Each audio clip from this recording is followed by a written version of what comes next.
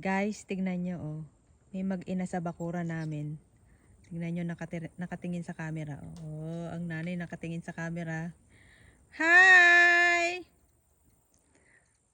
Hi dear!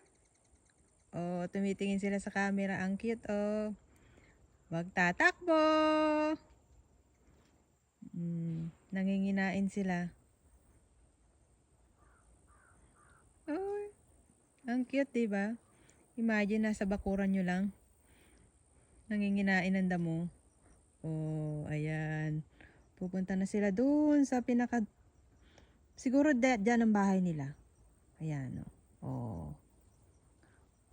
Ayan pa guys, isa, oh. Tatlo na sila.